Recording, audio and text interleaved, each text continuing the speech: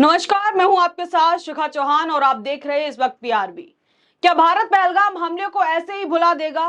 क्या सिर्फ Pakistani news channel और यूट्यूब चैनल बंद करने मात्र से हमारा बदला पूरा हो जाएगा?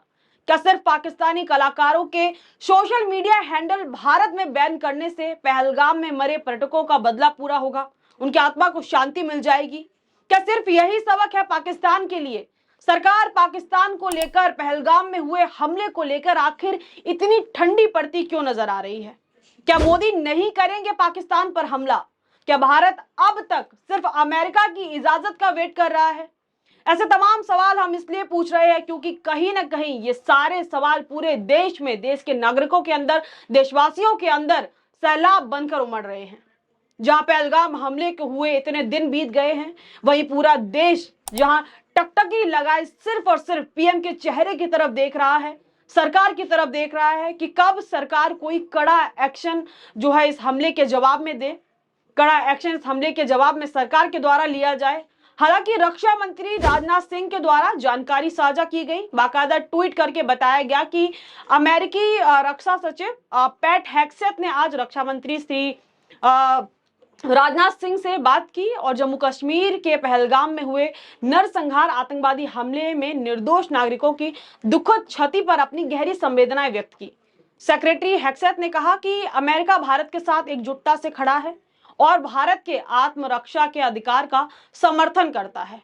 उन्होंने आतंकवाद के खिलाफ भारत की लड़ाई में अमेरिकी सरकार के मजबूत समर्थन को दोहराया और इस बातचीत के दौरान रक्षा मंत्री ने सेक्रेटरी ऑफ डिफेंस को बताया कि पाकिस्तान का आतंकवादी संगठनों को समर्थन, प्रशिक्षण और जो है वित्त पोषण देने का इतिहास आज का नहीं है। ये इतिहास काफी पुराना रहा है और ये इतिहास जो है अभी भी, इतिहास छोड़िए, अभी भी ये चीज चलती आ रही है। उन्होंने आगे कहा कि वैश्विक समुदाय के लिए यह महत्वपूर्ण है कि वह आतंकवाद के लिए और आतंकवाद के ऐसे जघन्य कृत्यों की स्पष्ट और एक सुर में, मतलब सबको एक साथ आकर इसकी निंदा करनी चाहिए और निंदा करे। इसके बाद जो है सेक्रेटरी ऑफ डिफेंस पैट हेग्सेथ, जो कि अमेरिका के रक्षा सचिव हैं, उन्होंने भी जानकारी दी और उन्होंने कहा कि आज मैंने भारतीय रक्षा मंत्री राजनाथ सिंह से बात की और पिछले सप्ताह हुए जघन्य आतंकवादी हमले में हुई हानि पर व्यक्तिगत रूप से अपनी गहरी संवेदनाएं व्यक्त की। मैं अपना दृढ़ समर्थन जो है व्यक्त करता हूं। हम भारत और उसके महान लोगों के साथ खड़े हैं। देखिए, अमेरिका की तरफ से ऐसी तमाम बातें बताया जाता है कि खबरें भी आई थी उस टाइम कि जब भारत में यह हमला हुआ था पहलगाम को लेकर, तो सबसे पहला कॉल डोनाल्ड ट्रंप का मोदी के पास पहुंचा था। लेकिन फोन करने से और ये तमाम चीजें लिखने से क्या हो जाएगा? अब तक पहलगाम को हुए इतना टाइम हो चुका है, कोई भी जो है हमने ना कोई स्ट्राइक की, ना कुछ हमने पाकिस्तान को लेकर ना कुछ कड़ा एक्शन लिया गया। बस ये बातें हमें देखने को मिल रही है, जानकारी मिल रही है। कब ये आखिर सरकार इतना वेट किस चीज का कर रही है? इस हमले में विदेश मंत्री देखिए एस जयशंकर ने भी जानकारी देते हुए बताया कि कल अमेरिकी विदेश मंत्री जो हैं सैक रोवियो के साथ पहलगाम आतंकवादी हमले पर चर्चा की। उन्होंने इसके अपराधियों, समर्थकों और योजनाकारों को न्याय के कटघरे में लाया जाना चाहिए, ऐसी तमाम चीजों पर जो है उन्होंने बात की। ये तमाम जानकारी दी जा रही है जिससे मालूम पड़ता है कि हम लगातार, यानी कि भारत लगातार अमेरिका के टच में है और हम उनको बता रहे हैं कि हमको एक्शन लेना है, लेकिन एक्शन कब लिया जाएगा?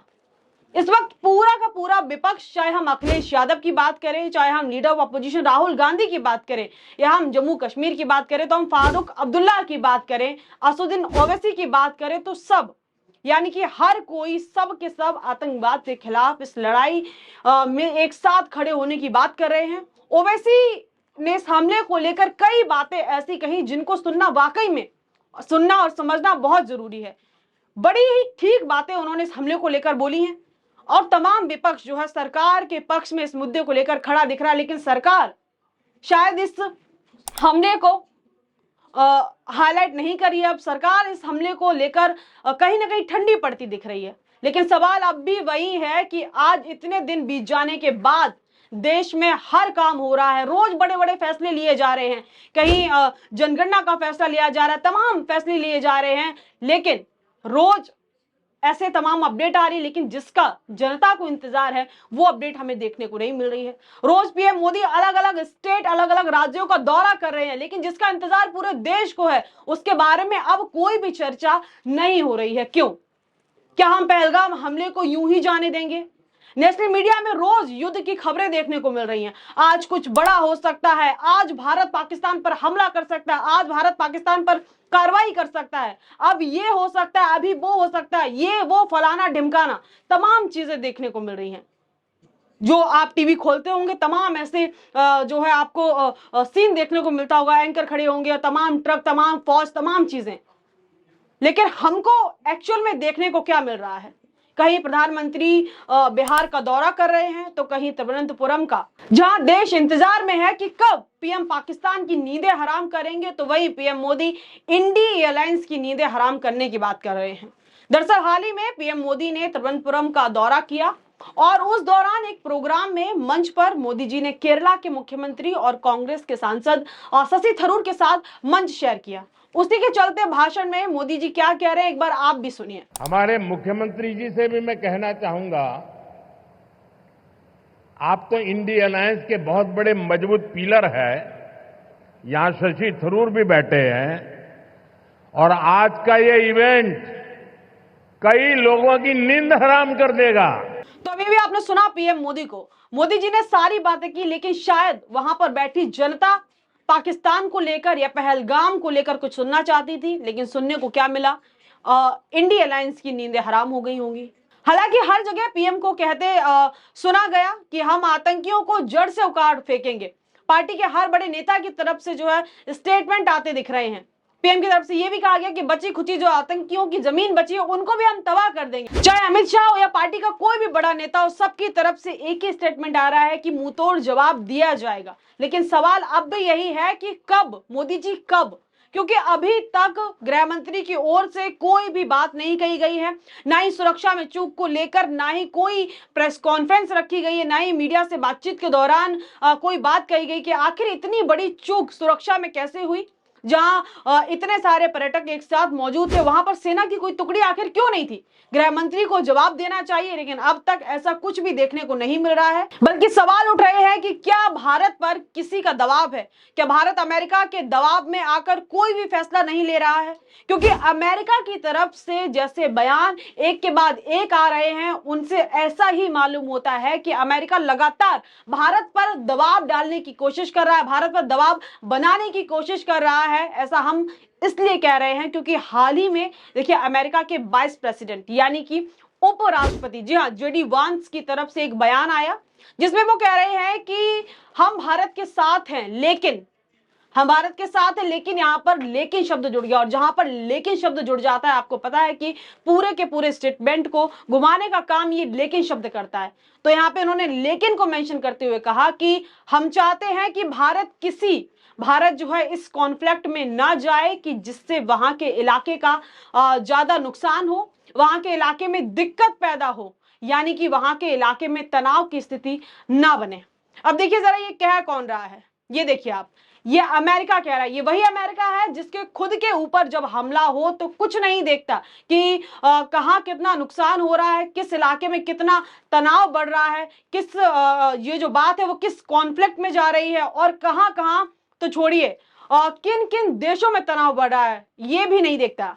ये वही अमेरिका है जो खुद भी 9/11 झेल चुका है। ये वही अमेरिका है जो खुद आतंकी जख्म से बहुत अच्छी तरीके से वाकिफ है। और 9/11 की जवाबी कार्रवाई में अमेरिका की तरफ से क्या कुछ किया गया, क्या क्या किया गया, ये तो जग जाहिर है। वर्षों तक पाकिस्तान को फंडिंग की गई, आखिर क्यों? ताकि पाकिस्तान अफगानिस्तान में अमेरिका के लिए काम कर सके। लेकिन एट द एंड क्या हुआ, पूरी दुनिया ने देखा, आप सब जानते हैं, आप सब ने देखा कि कैसे ओसामा बिन लादेन कहां मिला, पाकिस्तान के अंदर। क्योंकि पाकिस्तान शुरू से ही, आज से नहीं, पाकिस्तान का इतिहास रहा, पाकिस्तान शुरू से ही आतंकियों को पनाह देने का काम कर रहा। और ये बात अमेरिका बहुत अच्छी तरीके से जानता है। उसके बाद भी आज अमेरिका हमें ज्ञान दे रहा है। अमेरिका कह रहा है कि भारत युद्ध की स्थिति में ना जाए, कुछ भी ऐसा कदम ना उठाए जिससे वहां के इलाकों में तनाव बढ़े, ऐसा कदम ना उठाए जिससे माहौल जो है तनावपूर्ण बने।